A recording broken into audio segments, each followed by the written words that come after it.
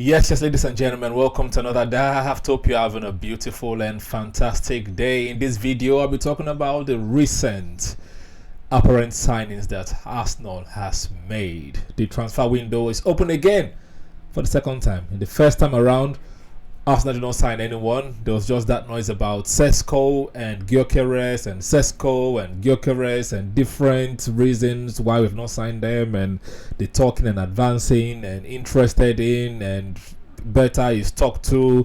Sesko is asking for more, blah blah blah blah blah. All down to the side. The second round of the transfer window opening now. Arsenal means business. I say Arsenal did not do anything. They did something. If you are to believe everything that has been read on the internet. But for now, it seems because they've not really, Arsenal has not officially, as at the time of recording, Arsenal has not officially welcomed anyone yet into the club. But it's apparent that we have signed Zubimendi, we have signed Christian Norgaard, we have signed Kepa Arizzabalaga, right? Like I said, it's not official yet on the Arsenal website, but they've given it the "here we go." So that means, I guess, here we go. They're Arsenal players. What I'm going to do in this video is not just to talk and rant about the signings. I will probably do a bit of that towards the end of the video. But for now, let's look at what they could bring to the Arsenal team. I'll talk about Norgaard and Zubimendi together, and then talk about Kepa a bit later.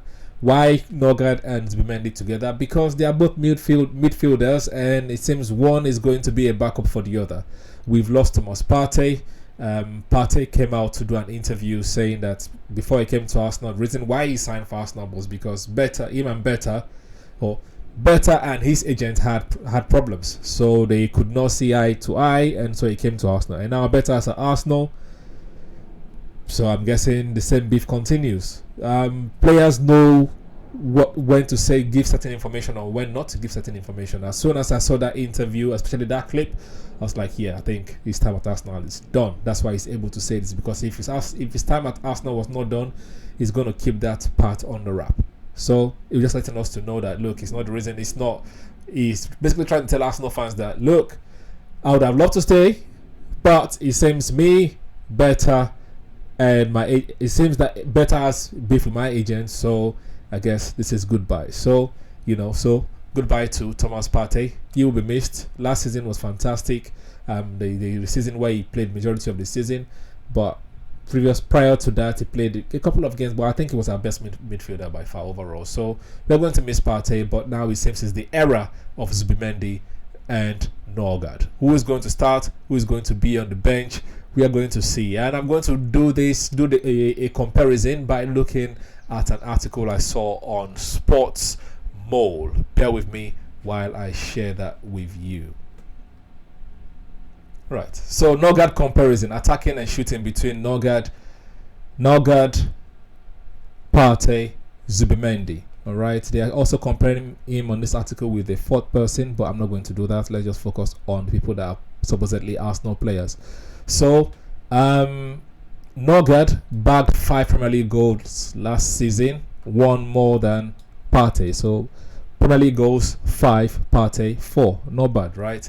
And the Dane, Norgaard, attempted far more shots than any other player of the list, 39 in total, whereas Partey fired 26 and Zubimendi fired 24. 15 of Norgaard's attempts were on target too, giving him a shots to shot on target ratio of 38.5%. Also top of the mark on the list, which makes sense. So 15 shots on target out of 39, which is nice.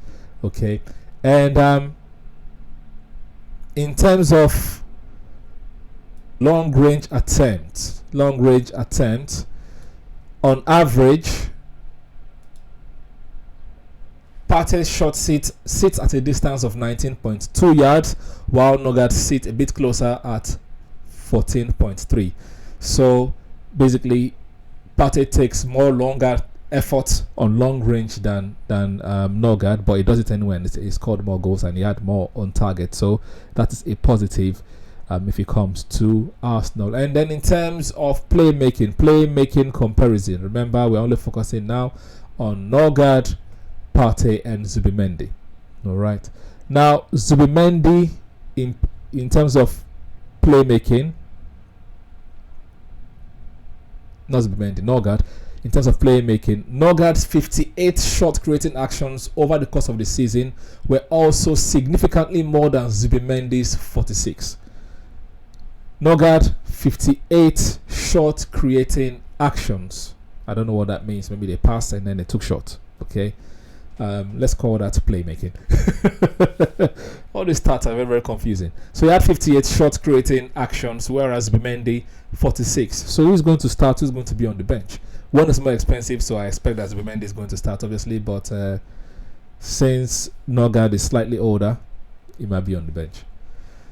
Right? So Zubimendi to start, Norgaard on the bench. But he had more shot creating actions compared to Zubimendi, whereas Partey had 62.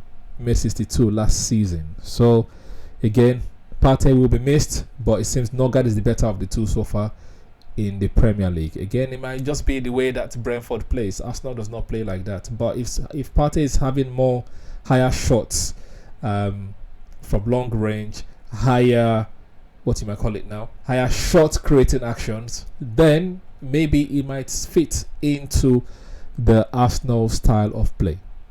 Okay. Now, 48 of Norgaard's 58 shot creating actions came from open play passes, which is nice, right? We need more open play passes that will lead to shots. Hopefully, we get a striker at some point that will be able to finish those chances.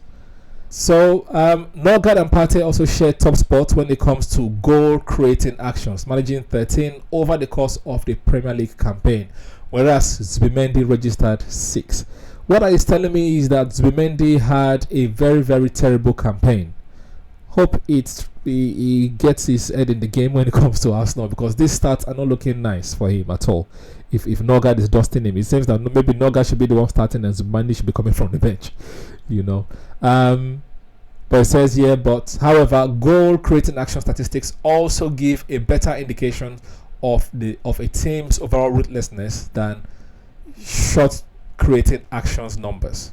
All right, so basically Norgaard can help out in the final third, and it will be intriguing to see the impact he has on the Arsenal side.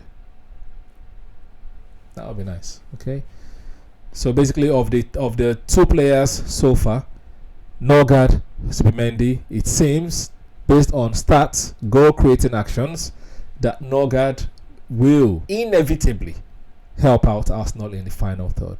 Now, in terms of passing comparison, right, passing and possession comparison,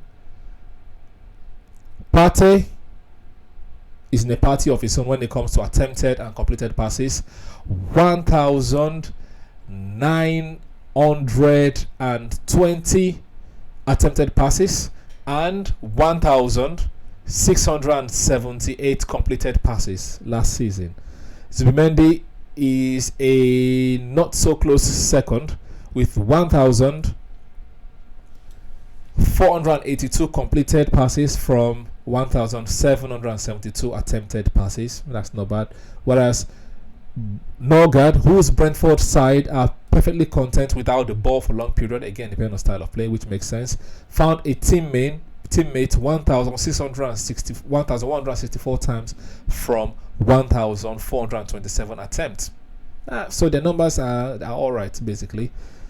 And Norgaard's completion rate of passes is 81.86% compared to Partey, which is 87.4%, and Jorginho, which is 86.7%, whereas Zubimendi sits at 83.6%. So basically, passes, which is mad because Brentford, they play without the ball, give opposition the ball.